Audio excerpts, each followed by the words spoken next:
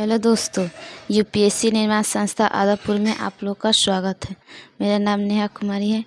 आज 26 जून 2023 का दिन है। बीते कुछ दिनों की बात है कि ईरान और सऊदी अरब के बीच जो विवाद था उसको समझौते के द्वारा सलटाया गया है। उसके बारे में आज पढ़ना है। दोस्तों, अगर मैप के माध्यम से देखते हैं तो ये ईरान हो गया, ये सऊदी अरब, ये दोनों के बीच में संस्कृति विचारधारा से लेकर विवाद था, जिसमें सऊदी अरब जो था अपने धर्म को प्रधान बता रहा था और ईरान अपने धर्म को प्रधान बता रहा था। जिसमें ये हो गया सऊदी अरब। इसमें इसके दक्षिण में यमन है, ओमान है, फिर पूर्व में संयुक्त राज्य अमीरात है, अबू धाबी है, फिर उसके बाद ईरान के पास इराक है, ओमान है। ये सभी देश ओमान है, जॉर्डन है, इसराइल है, सीरिया है, ये तुर्की है। ये मैप के माध्यम से हम लोग देख सकते हैं, जिसमें इसमें के 4 देश इनके विवाद को समझौते के लिए आगे आए हैं। खबर की बात करें तो ईरान और सऊदी अरब के बीच विवाद है, उसके बारे में पढ़ना है। उसके बाद संबंधों में जो सुधार हुआ वो कैसे हुआ, उसके बारे में पढ़ना है।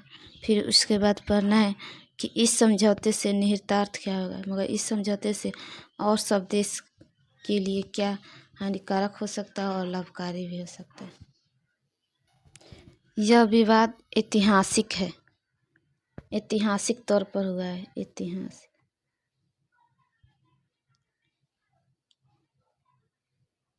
ऐतिहासिक तौर पर हुआ है, जिसमें ऐतिहासिक तौर पर विवादित हुआ है, जिसमें ये दोनों देश सऊदी अरब और ईरान दोनों देश क्षेत्रीय मामलों के लिए लड़ रहे थे। इसका सबसे बड़ा कारण था धार्मिक मतभेद।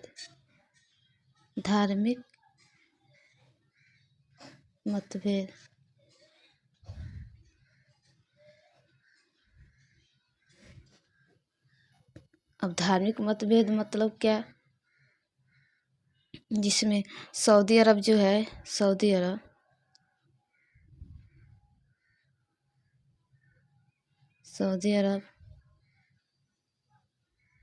और ईरान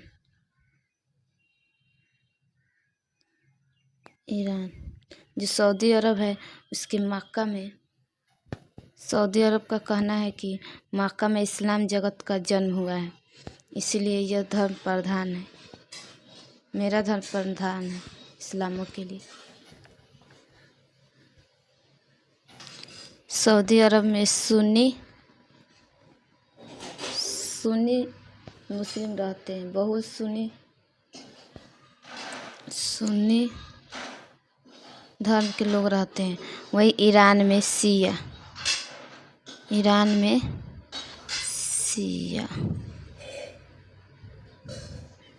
धर्म के लोग रहते हैं। अब दोनों देश में अलग अलग धर्म के अलग अलग विचारधारा के लोग रहते हैं, तो दोनों में मतभेद होगा ही, इसलिए ये दोनों में मतभेद है। जिसमें सऊदी अरब तो बोल रहा है कि मेरे मक्का में इस्लाम धर्म का जन्म हुआ है, इस्लाम धर्म का जन्म हुआ है। और सऊदी अरब बोल रहा है कि यहाँ पे इस्लामिक नेतागण यहाँ पे प्रारंभ में इस्लामी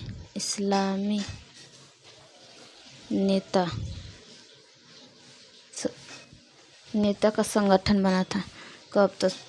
1979 में इस्लामी धर्म के नेता बना था। इसलिए ईरान और सऊदी अरब में मतभेद है। अब दोनों के बीच कब से विवाद हुआ, तो 2003 से लेकर 2012 तक 2012 तक इन दोनों के बीच अमेरिका का प्रवेश हुआ।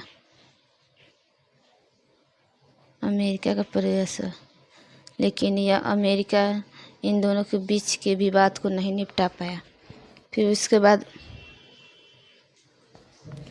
बाद इसी में लेबनान का जो प्रधानमंत्री थे, लेबनान मैप में देखे तो यहाँ पे हुआ लेबनान, यहीं के प्रधानमंत्री का मृत्यु हो गया, जो कि सऊदी अरब के साथ अच्छा खासा दोस्ती था। अब यहीं के प्रधानमंत्री की हत्या कर दी गई। इसका इल्ज़ाम ईरान पर थोपा गया। तब भी इन दोनों के बीच विवाद बना रहा। फिर 2011 में इन दोनों देश के बीच सऊदी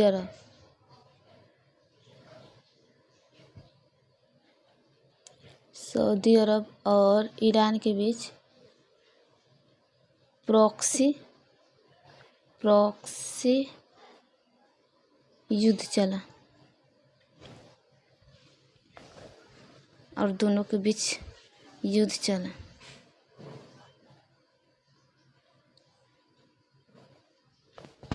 फिर उसके बाद 2016 में यह घटना घटी कि सऊदी अरब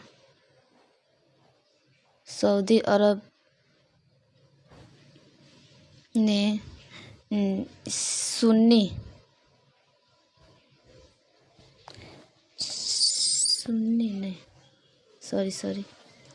शिया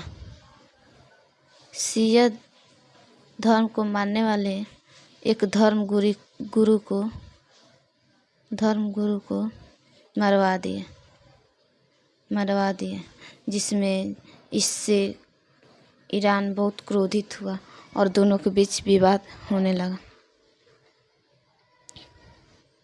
फिर उसके बाद 2019 में सऊदी अरब के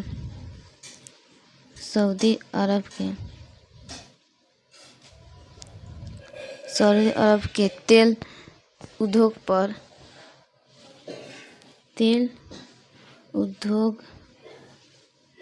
उद्योग पर हमला हुआ, जिसमें सबसे बड़ा हाथ ईरान का बताया गया है। उस पर यह आरोप लगाया गया। उसके बाद 2021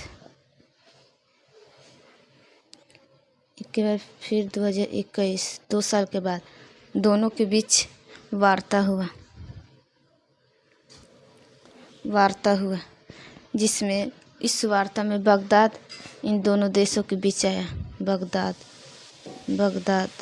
मगर इराक दोनों देशों के बीच आया। उसके बाद ये भी वार्ता में ये दोनों मित्र नहीं बन पाए। फिर उसके बाद 2021 से 2022 तक 1 साल के अंदर दोनों के बीच वार्ता हुआ, जिसमें अब इराक तो था ही, इसमें अब ईरान भी आया, ओमान भी आया, ओमान देश। और ये दोनों देश मिलकर इन दोनों देशों के बीच मैत्रीपूर्ण संबंध करने का निर्णय दिया। फिर 2023 में इसके बाद 2023 में ईरान के जो प्रधानमंत्री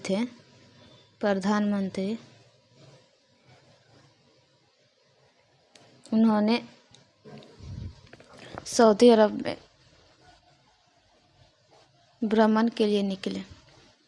और फिर इसके बाद मार्च 2023 में दोनों देशों के बीच समझौता हो गया और इसमें ईरान हस्ताक्षर कर दिया। हस्ताक्षर कर दिए। इस समझौते में दोनों देश ने यह समझौता किया कि दोनों देश फिर से सुरक्षा सहयोग समझौता करेंगे। सुरक्षा सहयोग समझौता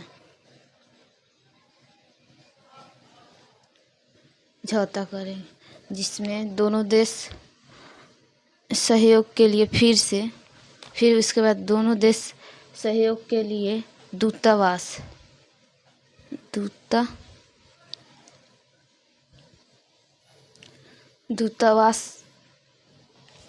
फिर से शुरू करेंगे दूतावास के लिए।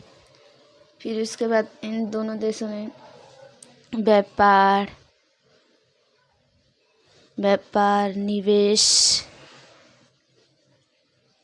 निवेश और सांस्कृतिक समझौते के लिए